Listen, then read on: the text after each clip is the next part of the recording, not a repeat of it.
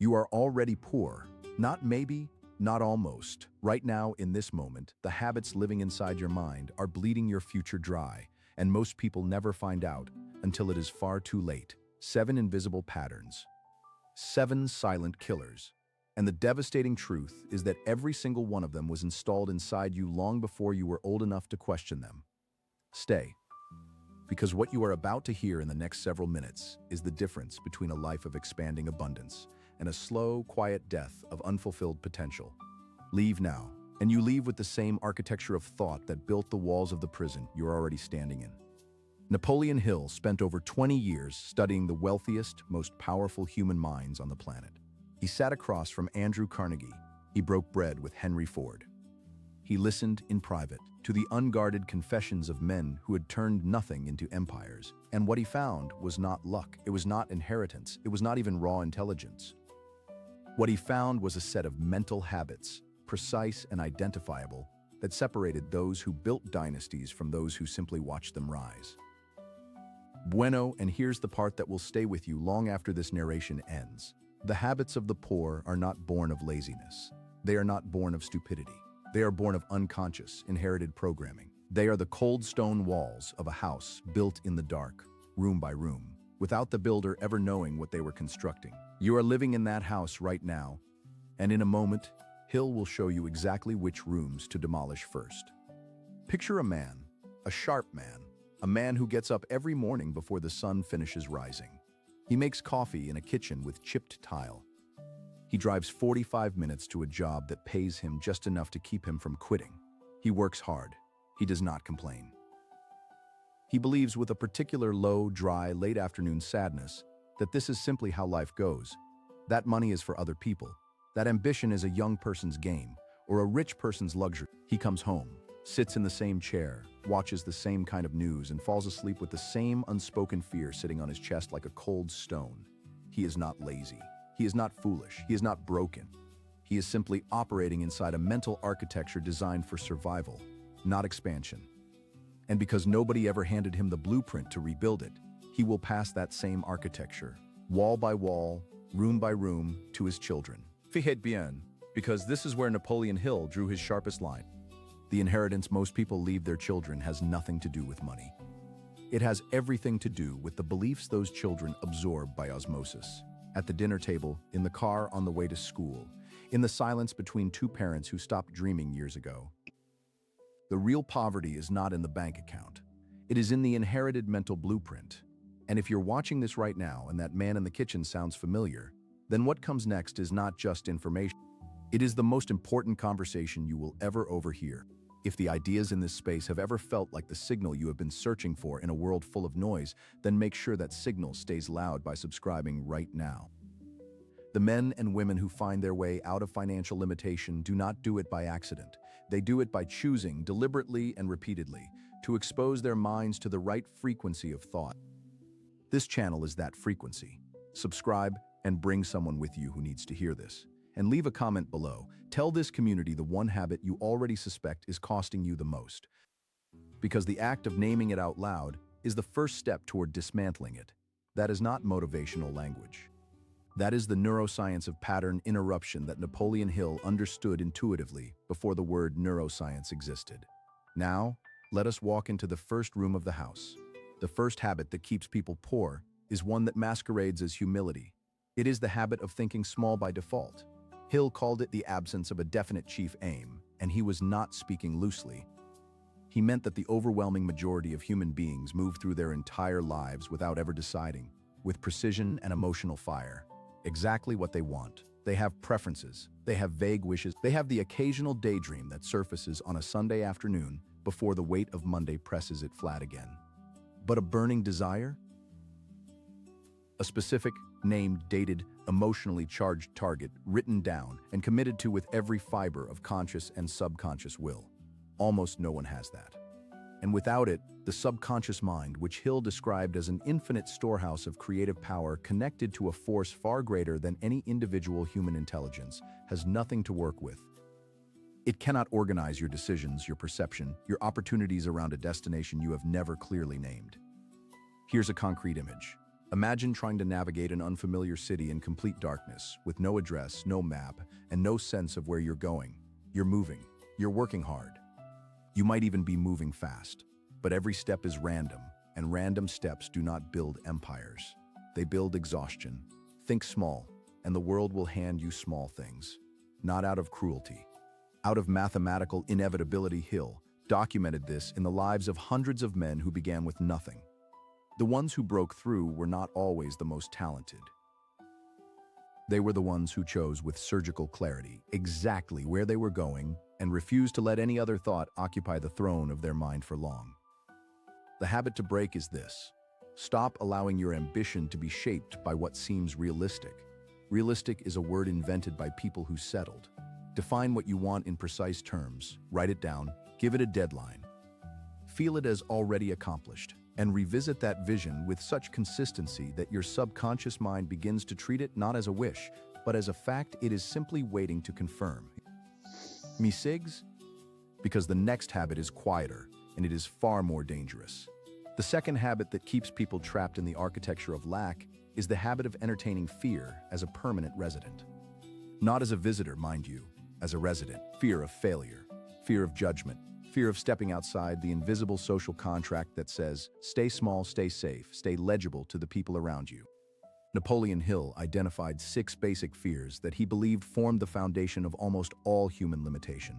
The fear of poverty, the fear of criticism, the fear of ill health, the fear of loss of love, the fear of old age, and the fear of death.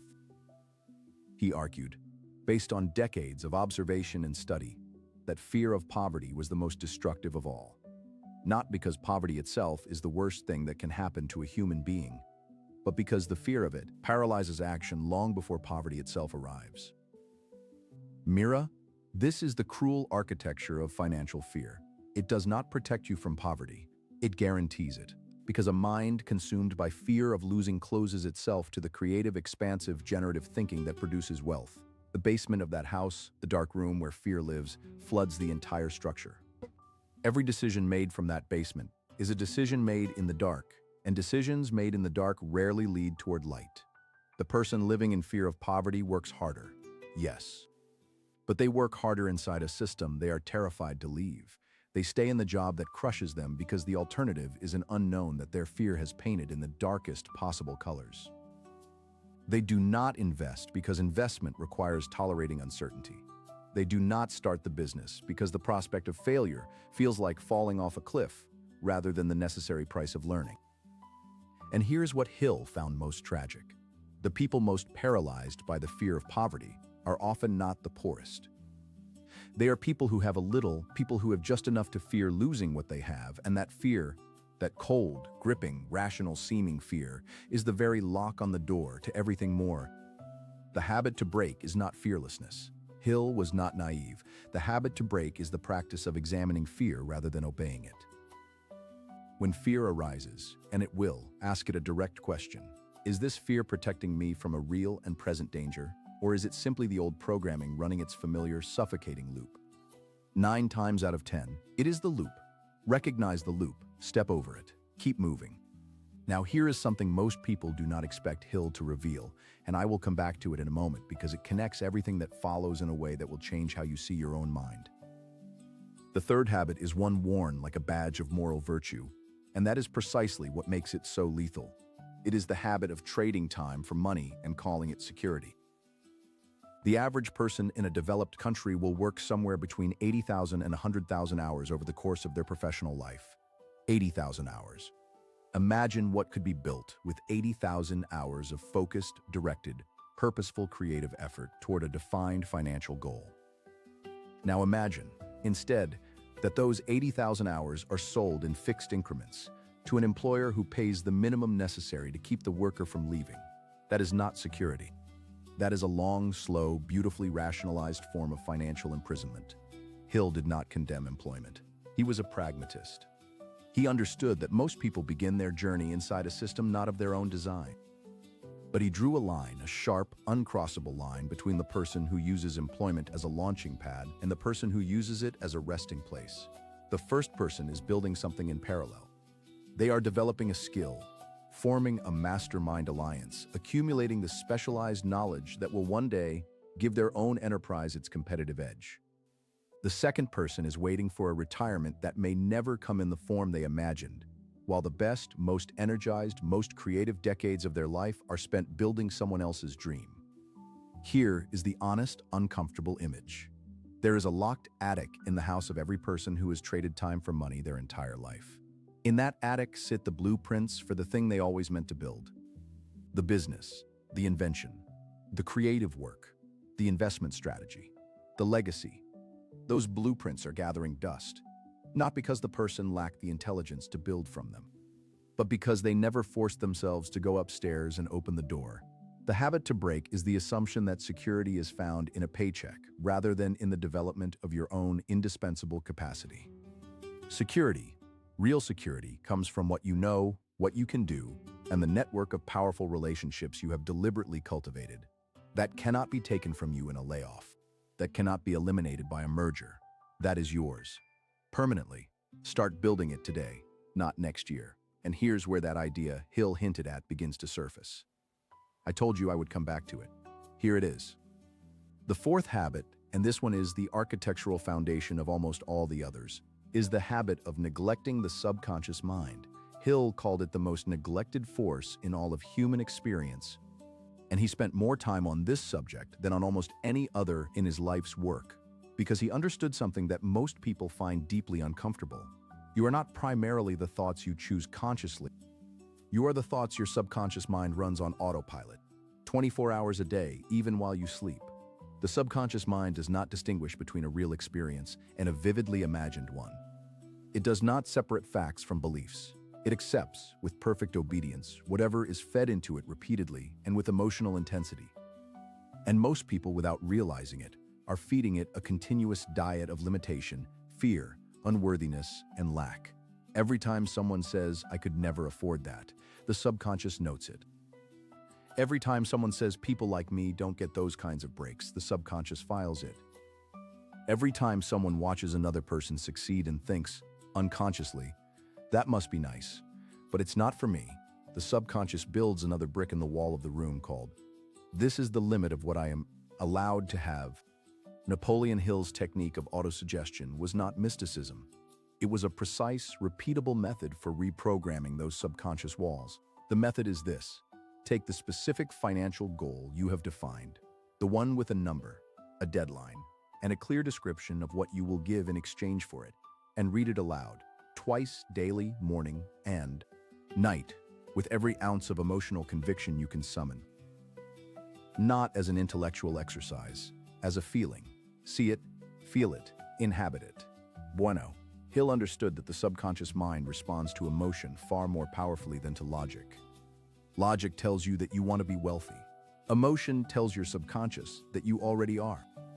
And your subconscious, unable to distinguish that feeling from reality, begins to reorganize your perceptions, your decisions, your reflexes, your conversations.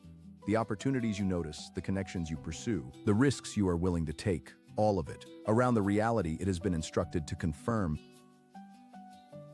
This is not wishful thinking. This is the architecture of directed mental transformation. And the habit to break is the passive, unconscious consumption of thought. Start feeding your subconscious deliberately, intentionally, and with emotional precision.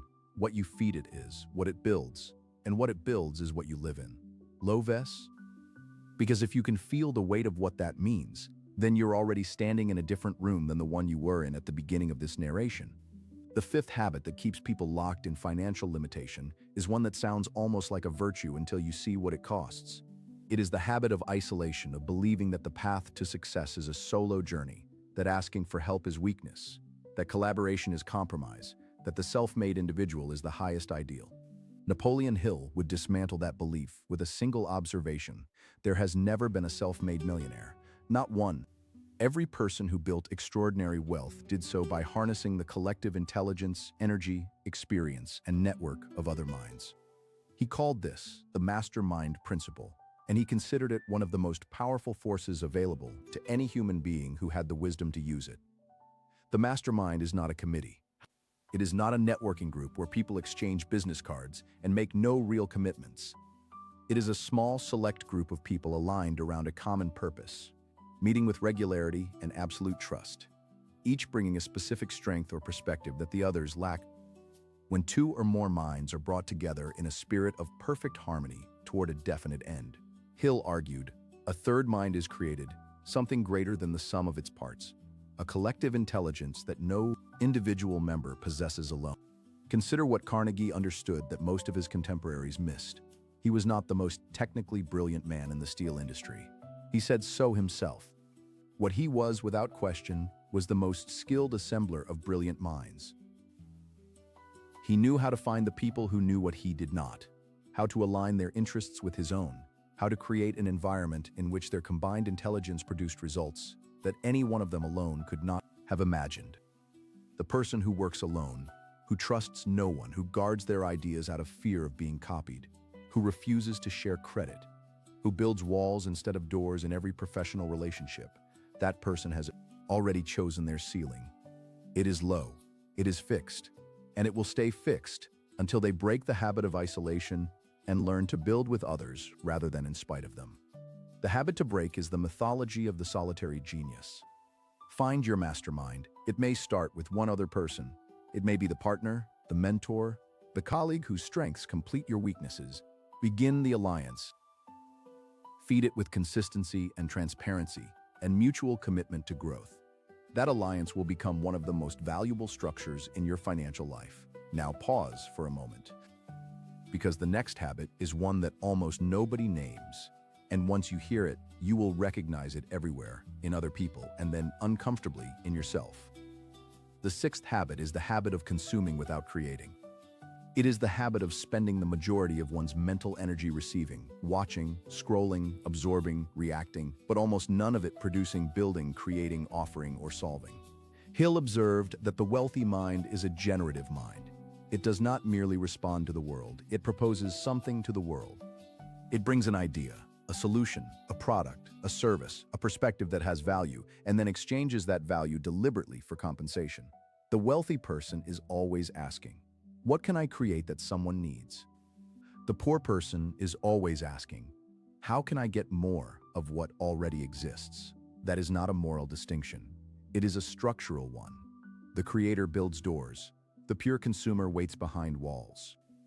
Here's a concrete image. Imagine two rooms in the same house. In one room, a person sits surrounded by books they have never finished, courses they enrolled in and abandoned, ideas they wrote down and never acted upon. The walls are covered in inspiration. The floor is covered in half-starts. Everything in that room was received, but nothing was sent back out. The door to that room opens inward, and the person inside is very comfortable and completely stuck. In the other room, the floor is covered in work. The desk holds a single project, focused, defined, and in progress. The walls are plain. The person in that room is creating something specific for someone specific, and the door opens outward. That door is the direction of wealth. The habit to break is the substitution of consumption for creation. This does not mean stop learning. Hill was a voracious student of human achievement his entire life. It means that for every hour you spend consuming ideas, you must spend at least an equal hour applying them. A mind that consumes without producing is a mind that fills itself with other people's value and generates none of its own. And a mind that generates no value of its own will always be dependent on those who do. Start creating. Start today. One small act of creation, one step toward building the thing you have been consuming information about for years, is worth more than 1,000 hours of passive inspiration. Fichette bien, because the seventh habit is the one Hill saved for last in his own work, and for good reason. It is the most intimate, it is the most painful to confront, and it is the one most directly responsible for the gap between where you are and where you know you should be. The seventh habit is the habit of tolerating the wrong environment. Hill was absolute on this point.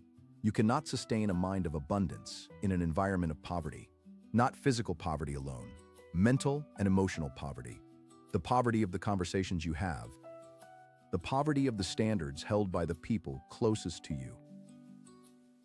The poverty of the expectations your social circle quietly enforces through subtle ridicule, gentle discouragement, and the low ceiling of what they collectively believe is possible.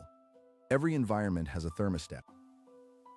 a social, emotional, intellectual temperature that it maintains automatically, not through malice, but through habit and consensus. And that thermostat will regulate you down to its setting every single time you try to rise above it, unless you make a deliberate, sometimes painful, always courageous choice to change the environment itself. Hill documented this in the lives of nearly every successful person he studied.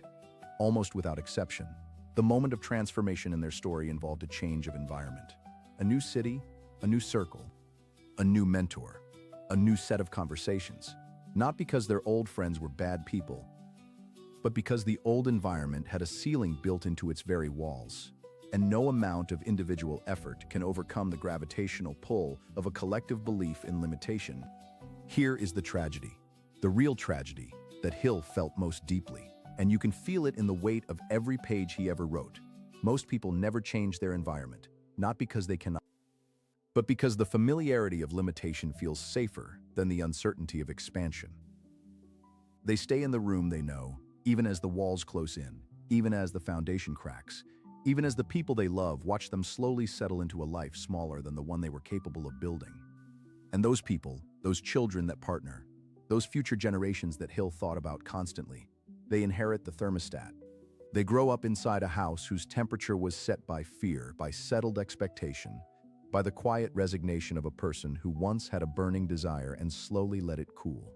That is the deepest poverty. Not the empty wallet, the empty blueprint. Now, right now, here's where the architecture changes.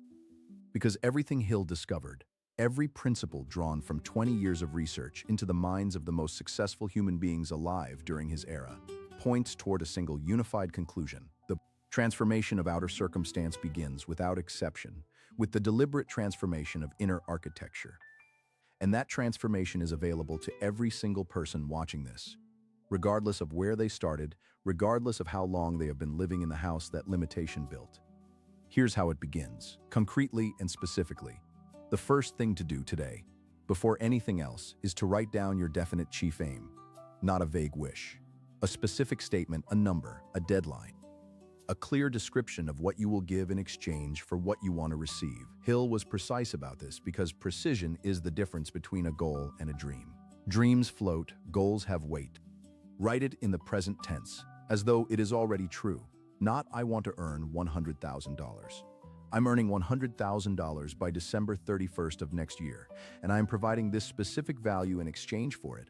Feel the difference in your body as you read those two sentences. The first is a wish. The second is a command issued to the most powerful processing system you have access to, which is the subconscious mind working in alignment with a burning, specific desire.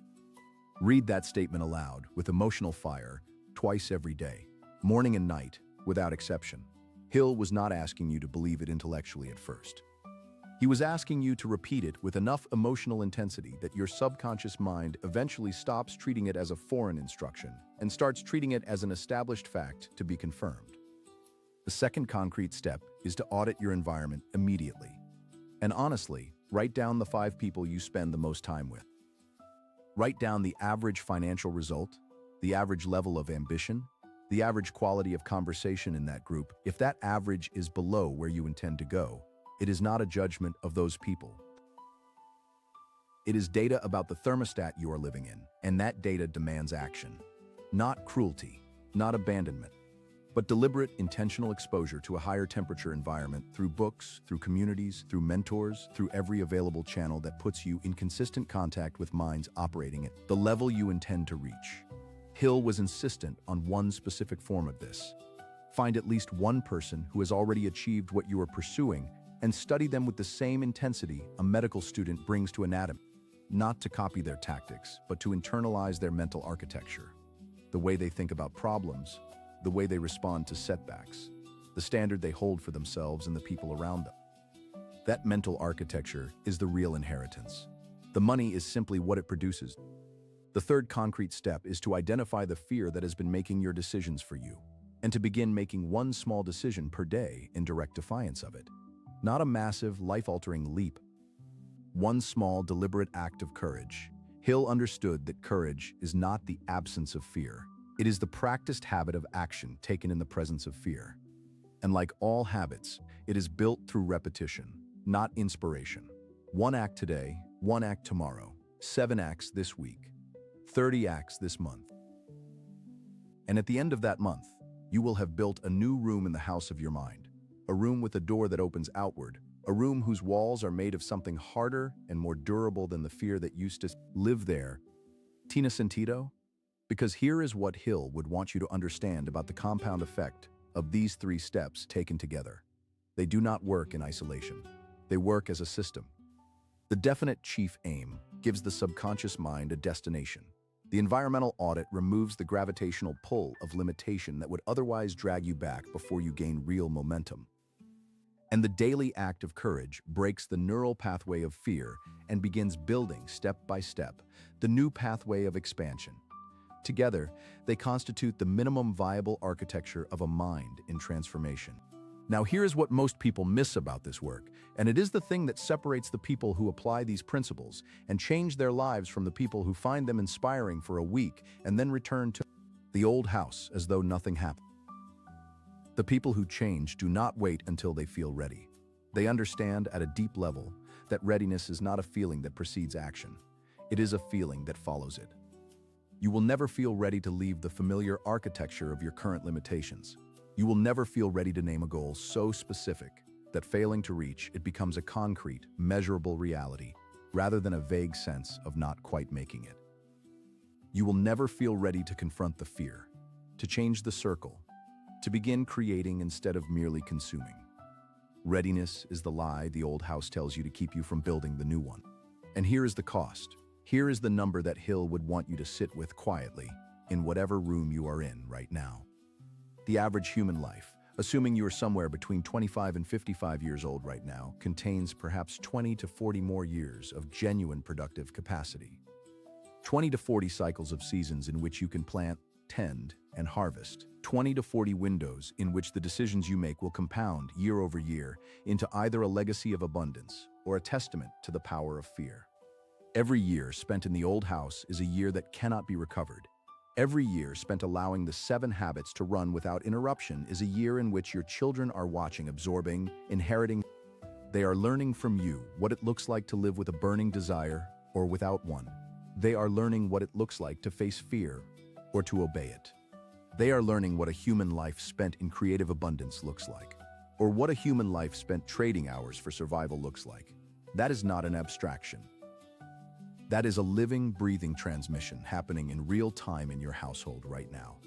And the most powerful financial gift you can ever give the people you love is not a trust fund or a paid-off mortgage.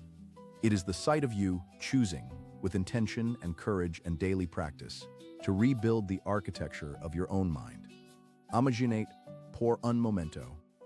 Imagine your child, 10 years from now, standing at the threshold of their own first real decision about money, about ambition, about the life they are going to build. What blueprint will they have inherited from you? What is the temperature of the house they grew up in?